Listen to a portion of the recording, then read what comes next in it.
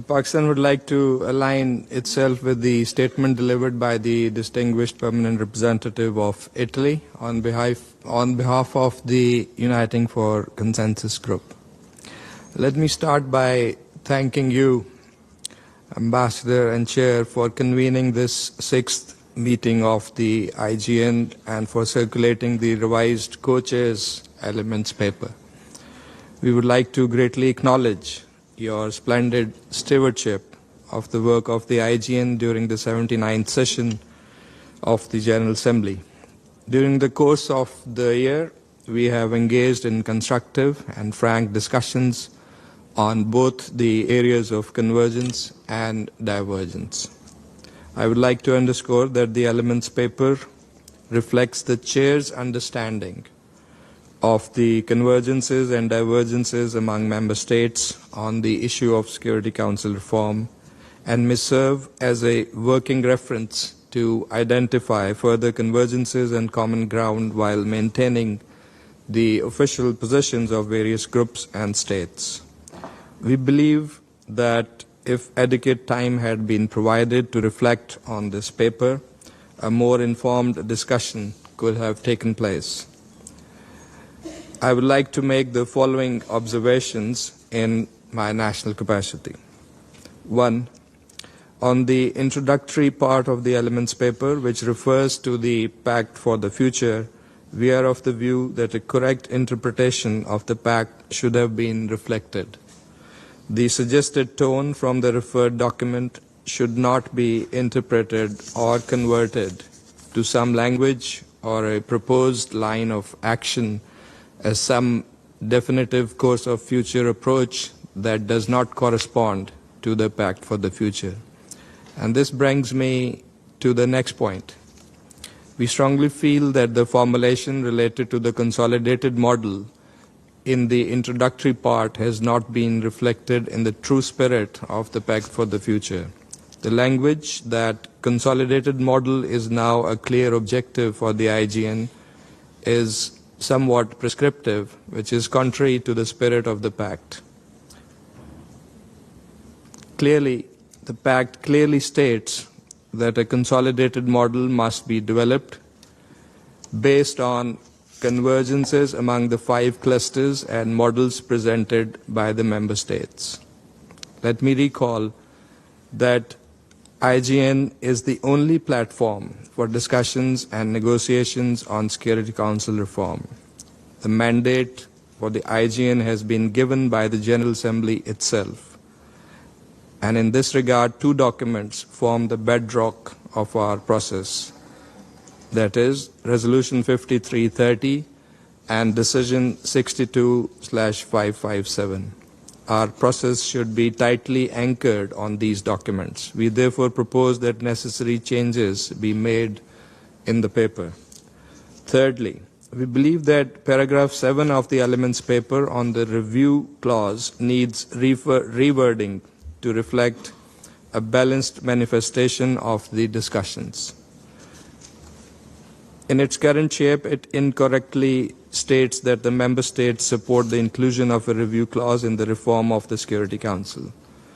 We would like to point out that some delegations expressed that they do not favor any approach that would entail a review clause as a vehicle to the benefit of some individual member states or that would lead to a piecemeal reform.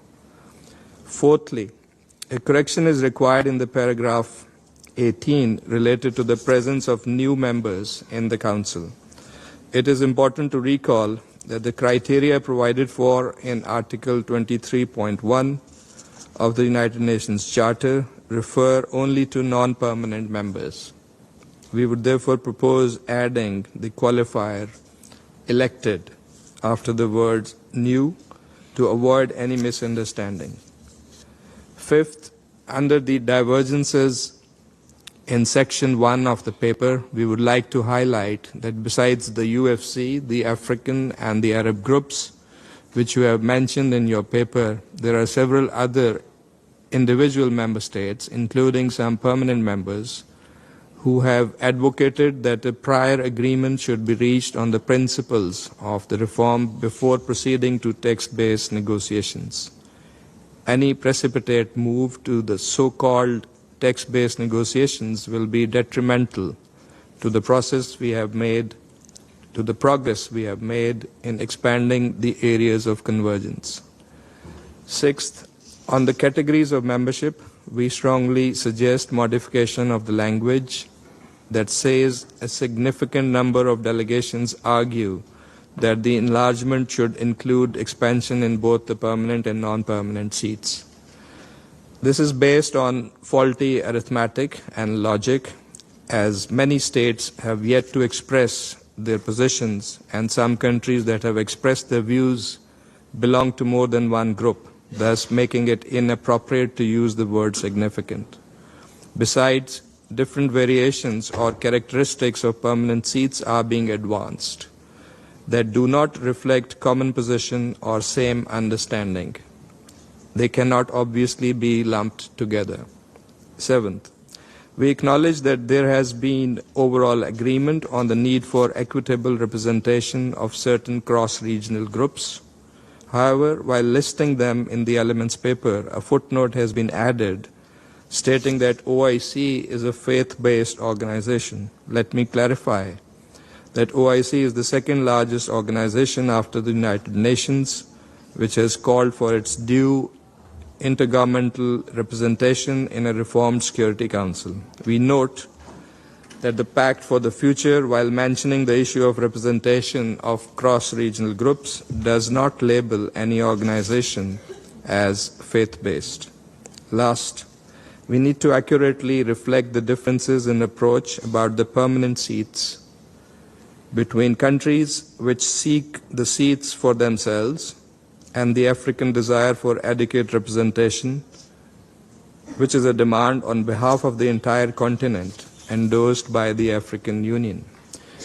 We view the African desire for 2 permanent seats on the Council as being distinct from the claims of 4 members to individual permanent seats for themselves in their national capacity without reference to or agreement within their respective regions. We see the proposal of the African group as the claim of a region to have the final word on its own destiny. There are nuances and distinctions between positions that must be taken into account. Mr. Chair, whereas for decades the vast majority of UN member states have held the considered view that the paralysis and inaction in the Council and the issues surrounding transparency and democratic decision-making in the Council are due to the permanent members who, being unaccountable to the general membership, always keep their individual interests in the forefront. Now that we can address these problems by adding more such individual permanent members defies logic. No doubt, such demand has proved to be the major stumbling block for an early reform of the Security Council.